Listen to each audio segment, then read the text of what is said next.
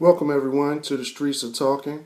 I'm your host, Russ MC, and I want to give a special shout out to my co-host, John Mack, my producers and director, HP, and Coach Mo.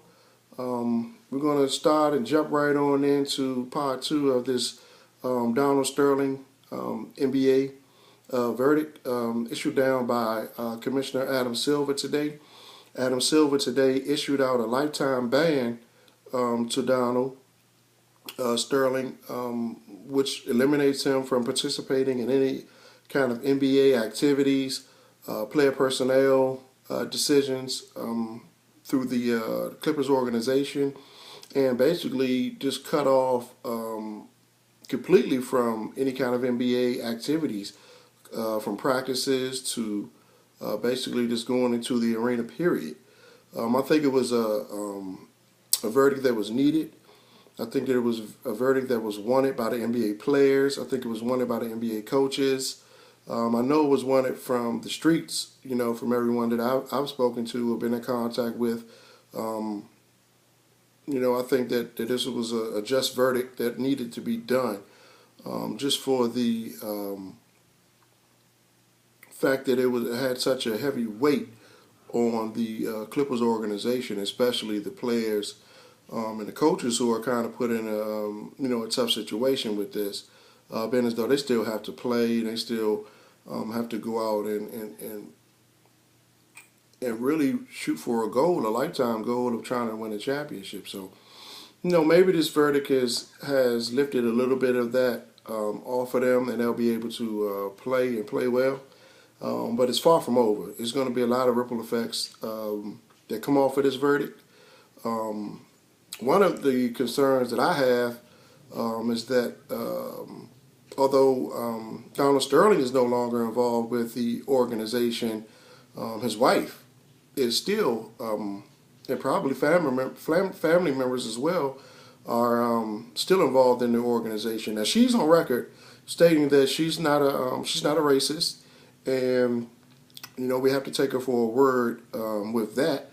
But one thing I do know is that she was married to the guy. She was married to Donald Sterling. And at the very least, she conformed her lifestyle and her opinions and her way of thinking to adjust to him. So I'm not sure if that's the type of person you would probably want running your organization or running an organization in the NBA as well. So I think that that's one of the other things that the NBA really needs to look at is who's now in control and, what's going on with them. Because this verdict was very much so a reactionary verdict. This gentleman, Mr. Sterling, has been involved in several cases. None I don't think the NBA really could have levied any fines or any punishment for. I know in like 2003, he was sued for discrimination by some tenants. I think in 2006, he was sued in the U.S. District Court, or the U.S. District Court for refusing to rent based on race and national origin. And in 2009, I believe he was named in a racial discrimination suit as well. And also, coincidentally, in 2009, he was also given the Lifetime Achievement Award by the NAACP chapter in Los Angeles. So that's something I'll kind of speak on a little later in the segment. One of the things that I think that Adam Silver did a good job is that a lot of people who I was speaking with on the streets and speaking through social media, such as Facebook, and you can reach me on Facebook at Melvin Russ McCray, and on Twitter at RussMC12, also on Instagram at RussMC12. It was an overwhelming amount of people that were, again, in support of what Adam Silver placed upon Sterling. But there were also people that, weren't really convinced that he would levy the heavy fines and punishment that he actually did. And I was actually pleasantly surprised because honestly, I didn't know. I knew that it was going to be something sufficient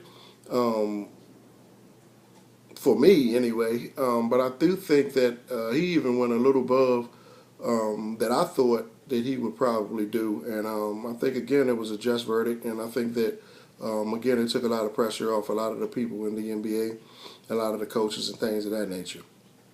Also, Adam Silver stated that he would actually leave it up to the NBA owners to, well, I guess he has to because he actually works for them. So, to vote whether or not Sterling is able to retain his rights as an NBA owner.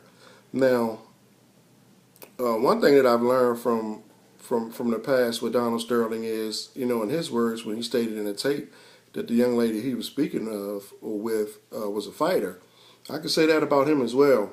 Because no matter what was going on, it didn't seem whether or not he even knew he was wrong in some cases, I believe, and still went to court. I believe he even had an instance with a former coach, Mike Dunleavy, where he was owed maybe like $12 million, and he wouldn't pay him. And Dunleavy had to take actions to even recoup the money everybody knew that was owed to him.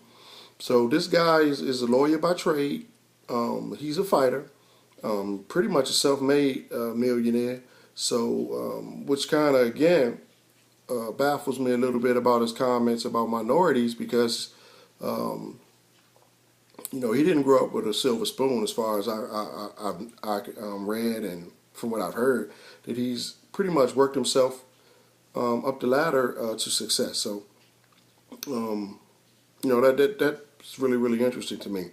Now, once the owners kind of get into whether or not they will allow him to still be a part of the NBA or not, let's just say the vote is that they say sell the team. Now, my question is, and again, I don't know, but I believe by California law that his wife is entitled to half of whatever he has.